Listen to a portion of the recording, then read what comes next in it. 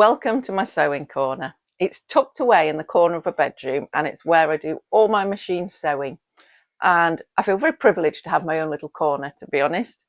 And what I'm going to do today is share with you the chair that I use. It's an old office chair, it's very faded, very worn, so it's time for a refresh. And hopefully you'll pick up some hints and tips and be able to recover your own chair. So here is the chair, and all I'm going to do from the back, just going to undo the adjusty thing that lets it go up and down. And there we go, that's off. Now, the base, this is literally a cover. So I'm just going to try and spring it off. I'm sure I can. Here we go.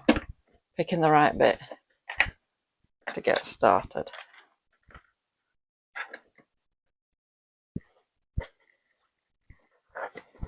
Going to force that off there.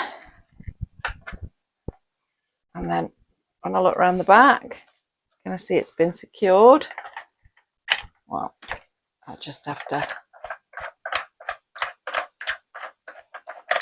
unscrew the bit down there, and hopefully that'll get me it out. Let me have a look. So I've got it to this point and it's clearly affixed in here somehow. So I'm simply going to get it off. You might find, depending on your chair, that you can get that out. I really can't. So I'm just going to take the scissors in as close as I can and cut it off.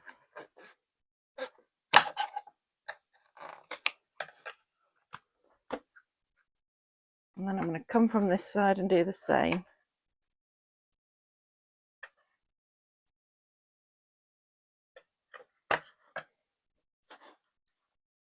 And then I can remove it. Everything's off the chair. So now I've got a foam pad, which I can choose to replace or not. That's up to me. I'm going to have a look in my foam. I think I have a piece, so I'll recover that. And then I've got the cover. This cover is what we can use as a template. And you can see it's got a little elastic around the edge, which we'll be able to replicate. Oh, it's making me sneeze because it's so dusty. And then if you remember, we've got the back here. And I'm just going to pop it open. I've got the two halves. And you can see here that the cover has got a string through it, which is knotted. So just undo that and get this off. Okay. This has been tied for a long time.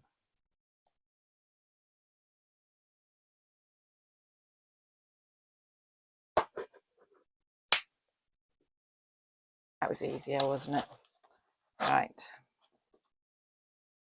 That's got foam on. So again, I can recover that.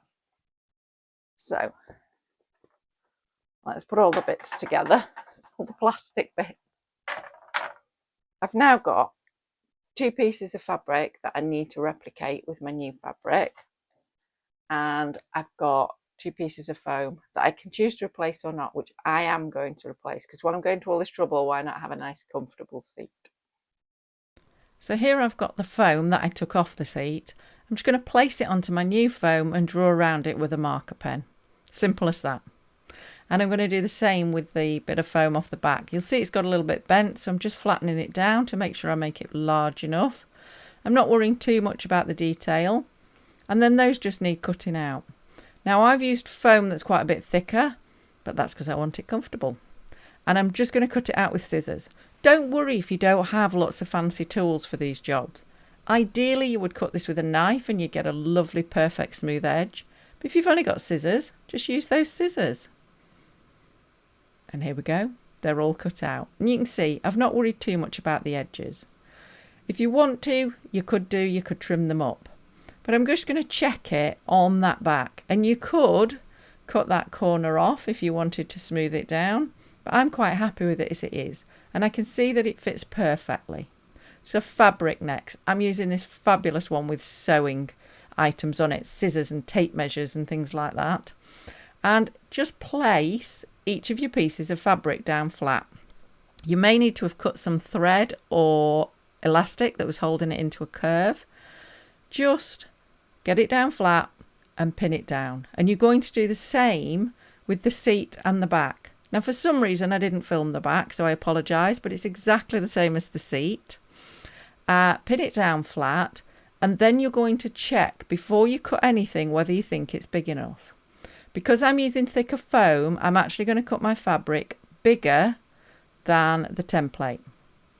So once I've cut it out, I can just double check again that I think it's big enough, which I do. You can see I've cut it that little bit larger. And then I will need bias binding. Now, obviously, I'm doing this both for the seat and for the back. Do as I say, not as I do. You should press your fabric before you cut it out. I'm terrible. So I'm now going to use this foam pad that I've got. Foam pad? I mean wool pad, obviously, to just press it down flat before I go any further. My mum used to go mad because I didn't press things before I cut them out, and I haven't learnt in all these years. So once you've got them both pressed, you're going to need a fabric strip for around the edge. Now I'm going to use bias binding, which is perfect. If you haven't got any, you can just use a strip of fabric. But you do need to press it in half and then pin it all the way around the edge of each of your pieces. And you're going to pin it so that it just wraps around the edge and makes a tube. So you do need to make sure you leave either end open so that you can get your elastic in, and then it'll be over to the machine. So I'm just going to show you on here as I'm sewing.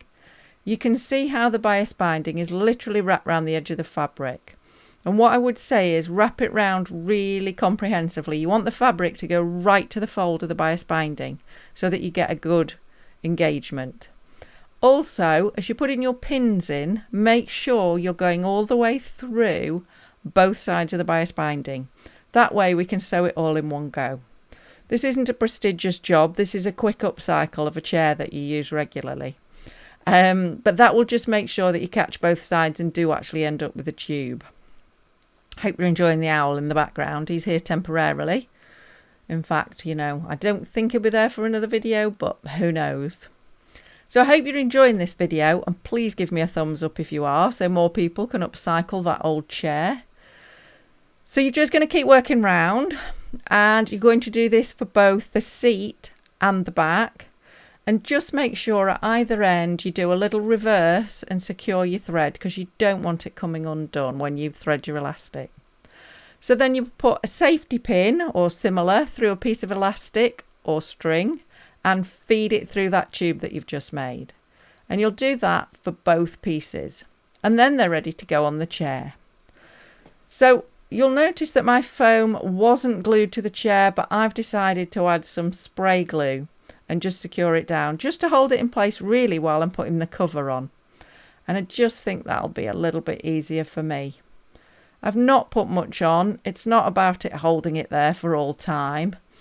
I just think it'll be easier to put the cover on. So I'm just pressing that down. And then here's the cover that you can see I've got an elastic through. And I'm just going to place it over the seat, nice and carefully. And then take a little bit of time to just get it lined up so that you've got it equidistant all the way around.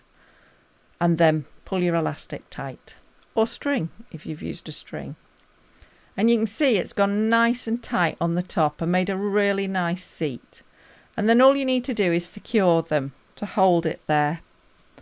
Now, it's up to you what sort of knot you use and whether you want to be able to undo it again or not. And then you can push that into the tube that you made. Now, I'm just going to take the safety pin off and cut this elastic down so that I can get it into the tube. But you're just going to push it in the tube, and then if you want to, you can sew the tube shut, or you don't have to. You can just poke it in and hope it stays there. So I'll tidy that up in a moment. And then on the back, I'm going to repeat that process. I'm just going to apply a little bit of spray glue. It's actually a can that's virtually empty, and I'm just finishing it off on this project. So you'll see it's a little bit hit and miss. But let's get some on there and just secure it to the back.